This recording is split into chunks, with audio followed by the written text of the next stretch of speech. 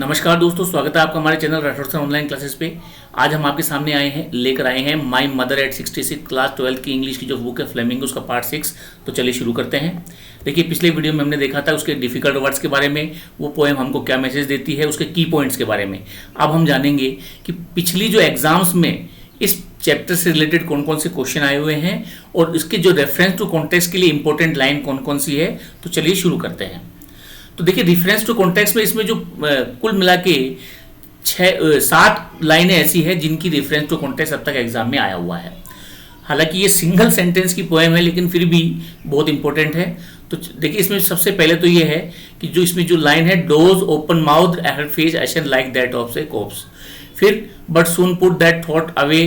फिर young trees sprinting, merry children spilling out of their homes as a late winter moon and felt that old familiar ache, my childhood fear, parting words, see you soon amma, all I did was smile smile and smile।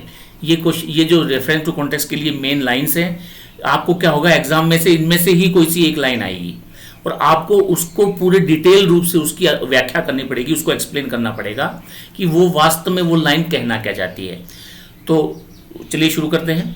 देखिए, reference तो आप अच्छे से जानते हैं। Reference में तो कुछ नहीं, आपको पोएट का नाम लिखना है और कहाँ से ये जो लिया गया है कि भाई पोएट का नाम कमला दास है और उन्होंने जो अपनी जो बुक है उस बुक में से ये लाइनें ली हैं, उसका ये नेम है। ठीक है, तो पहला क्वेश्चन जो इसका आया हुआ है वो ये है कि where was the poet going to end with whom, कि लेखिका जो है वो कहाँ जा रही थी और किसके साथ जा रही थी।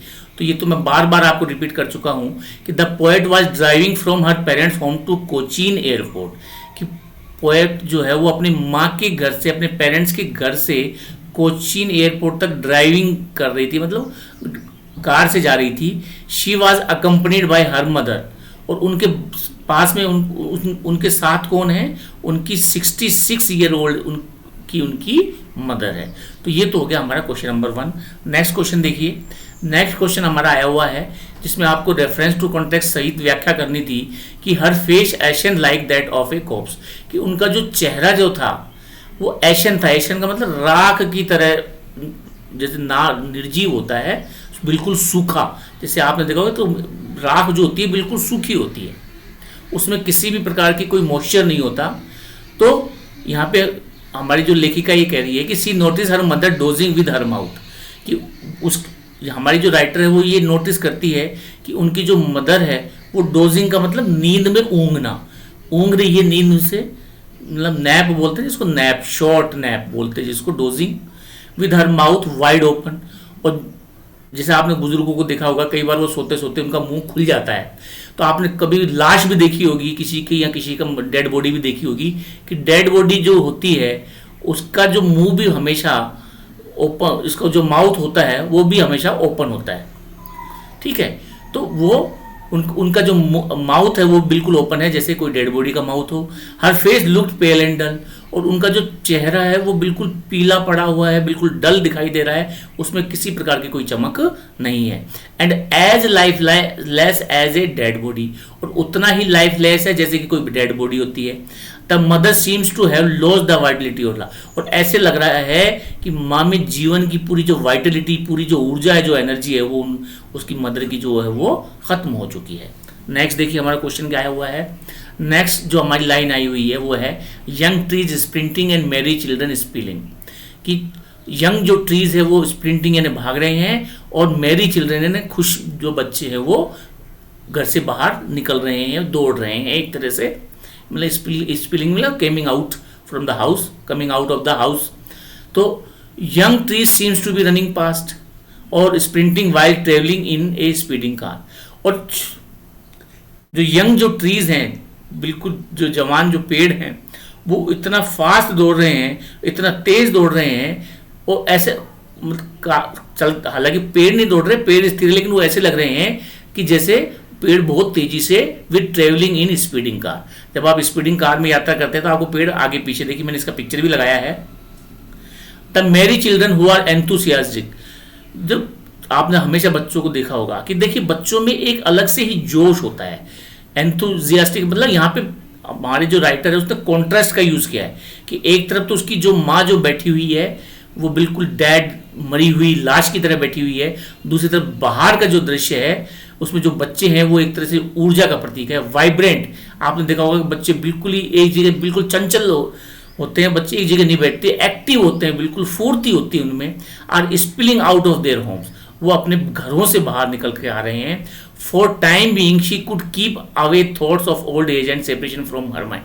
अब वो जब अंदर का दृश्य से वो बिल्कुल अंदर बैठे बैठे उसको ये लगने लगता है कि मैं एक दिन मैं अपनी माँ को खो दूंगी, तो इस विचार से अपना ध्यान हटाने के लिए वो खिड़की से बाहर देखती है, तो बाहर उसको ये दृश्य दिखाई देता है। अब आगे देखिए, this symbolise the spontaneity of life in contrast to passive and inactive life of her aged mother. तो यहाँ पे मैंने आपको पहले बताया था कि इन लाइनों में क्या है, कॉन्ट्रास्ट है कि अंदर का जो दृश्य है उसमें तो जो उसकी माँ है वो बिल्कुल ही एजेड माँ, मतलब दो दिए हैं कार भाई, जैसे कार के अंदर तो उसकी मदर है एक तरह से जो बिल्कुल ही डल है, मदर बिल्कुल डल है, और बाहर जो है वो पेड़ हैं, बच्चे हैं जो पूरी लाइफ का प्रतीक है।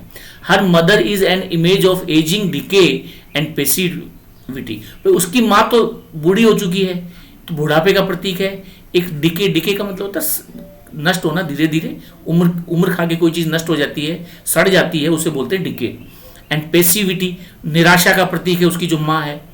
और ऑन द अदर हैंड, और दूसरी तरफ जो बच्चे जो हैं, चिल्ड्रन जो है, वो किस चीज को सिंबलाइज कर रहे हैं, वो हैप्पीनेस को सिंबलाइज कर रहे हैं, वो स्ट्रेंथ को सिंबलाइज कर रहे हैं, फ्रेशनेस को सिंबलाइज कर रहे हैं, और साथ ही साथ यूथ को वो सिंबलाइज कर रहे हैं। तो यहाँ पे इन लाइनों में एक कॉन्ट्रास्ट दिखाया गया है, एक सिंबल प्रतीक किया गया है, साथ ही में एक इमेज को प्रस्तुत किया गया है। अगली लाइन देखिए, अगली लाइन है पुट दैट थॉट अवे। अब ये लाइन कब यूज हुई थी कि जब उसको अंदर, जब अपनी माँ के चेहरे को देखती है कि भाई माँ का चेहरा खुला हुआ है, पीला पड़ा हुआ है, डल है, राख की तरह है, लाइफलेस है, मरी हुई सी लग रही है, तो और एक दिन माँ उसको छोड़कर चली जाएगी, उसका वो चाइल्डहुड का फियर जब लौट आता है, तो उस थॉट को दूर हटाने के लिए वो क्या करती है, बाहर देखती है। The poet was disturbed at the thought that with ageing comes death and decay, कि उसको ये विचार आता है कि जो उम्र जो होती है अपने साथ मृत्यु को लेकर आती है, एक विनाश को लेकर आती है। This turning away doesn't symbolise turning away from her responsibility toward her mother. लेकिन उसको ये लगता है कि यार मैं अपनी माँ के प्रति मेरी जो रेस्पॉन्सिबिलिटी है उनको मैं निभा नहीं पा रही हूँ। भाई एक दिन भाई माँ को मैं नेग्लेक्ट कर रही हूँ, मैं उसको देखभाल नहीं कर पा रही हूँ, but only turning away from her on pain feel emotion. फिर वो क्या करती है कि अपने आप अपने इमोशंस के जो दर्द जो है उस दर्द से अपने आप को दूर हटाने के लिए वो क्या करती है कि बाहर झांकने का प्रयास करती है, in order to drive her thought away from pain. और अपने दुख से दूर भागने के लिए, अपने दुख से दूर जाने के लिए the poet looks outside the car, वो क्या करती है, कार से बाहर देखती है। अब देखिए फिर इसमें आगे, wan pale as a late winter moon, एक ये लाइन है, काफी इंपॉर्टेंट लाइन है कि उनकी जो माँ है उनका जो चेहरा है वो बिल्कुल वैन पेल है, और as a late winter moon, जैसे लेट विंटर मून होता है ना, ये देखिए ये लेट विंटर मून है, सर्दियों में कोहरा छाया रहता है, कोहरे में चांद कहीं हमको थोड़ा बहुत कोई चांद हमको दिखाई देता है, ये देखिए। तो इसे तो जो हमारी जो राइटर जो है वो क्या करती है कि अपने इस विचार को अलग हटाने के लिए बाहर की ओर देखती है। तो फिर वो देखती है कि दूसरा जो, जब दूसरी झलक जो वो डालती है अपनी माँ के चेहरे पे, a second glance at her mother's pale and colourless face. अब जब वो दूसरी बार उसके चेहरे पे नजर डालती है तो वो देखती है कि माँ का चेहरा पीला पड़ा हुआ है, बिल्कुल कलरलेस है, चेहरे का रंग उड़ा हुआ है। और फिर उसको याद आती है पेल विंटर मून की, उस दृश्य को देख के पेल विंटर मून की याद आती है, which is mystery and foggy, जो कोहरे से धुंध के बीच में छुपा हुआ होता है। Just like the winter moon lacks brightness as well as strength, जैसे आपने देखा कि सर्दियों में जो चांद जो होता है, जो कोहरे में छुपा हुआ चांद जो होता है, उसमें न तो कोई चमक होती है न ही उसमें कोई शक्ति होती है। At the mother too appears dull, उसी प्रकार तो जिस प्रकार वो जो चांद जो होता है डल होता है, पेल होता है, उसमें स्ट्रेंथ नहीं होती, उसमें कोई ब्राइटनेस नहीं होती, उसी प्रकार उसकी जो माँ का जो चेहरा है वो भी बिल्कुल डल है, पेल है, devoid of brightness of youth, यानी कि युवा अवस्था की जो चमक जो चेहरे पे होती है उससे बहुत ही दूर वंचित है। अब इसमें देखिए नेक्स्ट जो हमारा क्वेश्चन आया हुआ है वो ये है कि ओल्ड फेमिलियर चाइल्डहुड एक की आपको व्याख्या करनी है। तो इसमें ओल्ड फेमिलियर चाइल्डहुड एक क्या होता है कि देखिए लेखिका जब जो हमारी पोएट्रेस है जब अपनी माँ को देखती है तो उसको मनी मनी में ये लगता है कि यार एक दिन मेरी माँ मुझे छोड़कर चली जाएगी।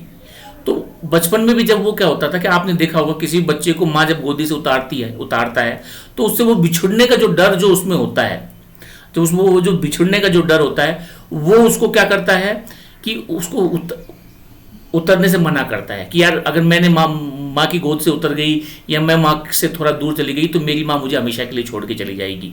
और वो जो फीलिंग है वो उसको कार में बैठे बैठे आ रही है कि मैं अपनी माँ को खो दूंगी। तो इसे ही जो हमारी जो पोएटेस है उन्होंने ओल्ड फेमिलियर का मतलब था जाना पहचाना, चाइल्डहुड का मतलब था बचपन का, और एक का मतलब था दर्द या पेन।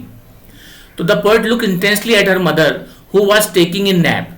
वो बड़ी गहराई से जब उसकी माँ जो नींद ले रही थी बड़ी ही गहराई से अपनी माँ को देखती है।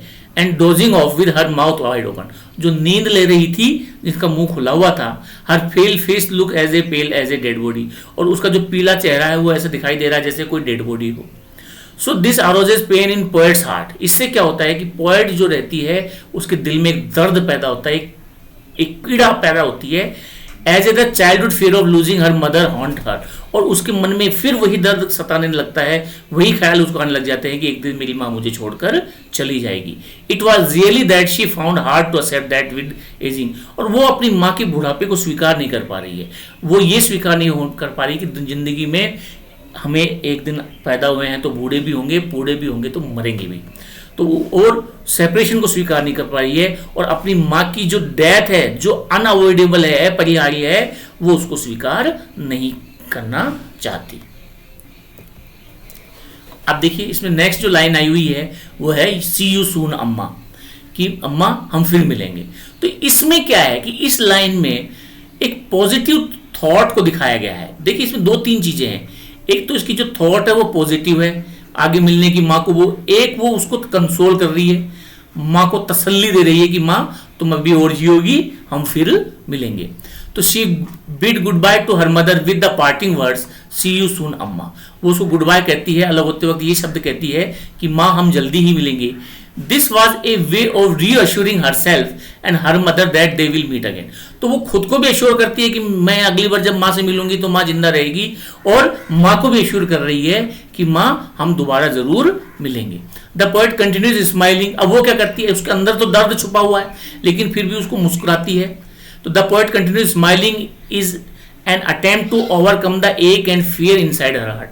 अब वो उस दुख से पार पाने के लिए, या उस माँ को वो दुख नहीं दिखाना चाहती, तो वो क्या करती है, उसके चेहरे पे एक स्माइल आ जाती है ताकि माँ दुखी ना हो, उसको ये नहीं लगे कि मेरी बच्ची दुखी है। She suppresses her true feelings of her mother. वो क्या करती है, स्माइल के जरिए उसके मन में माँ के प्रति जो दर्द जो आ रहा है, माँ के प्रति जो उसकी पीड़ा जो महसूस हो रही है, उसको दबाने का प्रयास करती है। Although she herself is not sure when she will be able to see her mother next time. हालांकि वो अंदर ही अंदर श्योर नहीं है, वो बिल्कुल, जो हमारी जो राइटर है वो बिल्कुल भी श्योर नहीं है कि वो उससे दोबारा मिलेगी या नहीं मिलेगी। Although herself she is not sure when she will be able to see her mother next time, कि उससे अगली बार मिलेगी कि नहीं मिलेगी। She put on a long and sweet smile. फिर भी वो क्या करने लगती है, एक लंबी और मधुर मुस्कान अपने चेहरे पर ओढ़ लेती है। The poem ends with N optimistic note, और एक आशावादी नोट के साथ ही इस कविता का समापन होता है। तो इसी के साथ ही हमारा जो वीडियो समाप्त हुआ। हमने अब तक जो एग्जाम में आए वो क्वेश्चन भी डिस्कस किए, किन किन लाइन के रेफरेंस एंड कॉन्टेक्स्ट में आपको क्या लिखना है वो आप इस वीडियो को देख लीजिए, और जहां आपको लगे वहां पे आप स्क्रीनशॉट ले लीजिए। अगर ये लाइन आती है जैसे सी यू सून अम्मा, तो आपको इसमें यही कॉन्ट्रास्ट लिखना है, यही कॉन्ट्रास्ट आप लिखेंगे। ये जो पूरा जो कॉन्ट्रास्ट इसमें दिया हुआ है ये पूरा का पूरा आपको लिखना है, ये पूरा का पूरा। और अगर मान लीजिए ये लाइन आती है आवर फेमिलियर चाइल्डहुड एक, तो भी आपको यही वाला कॉन्ट्रास्ट वो पूरा डिस्क्रिप्शन लिखना है। तो इसी के साथ ही जो हमारा वीडियो समाप्त होता है। नेक्स्ट वीडियो में हम एक नई पोएम के साथ मिलेंगे। तब तक जय हिंद, जय भारत, वंदे मातरम।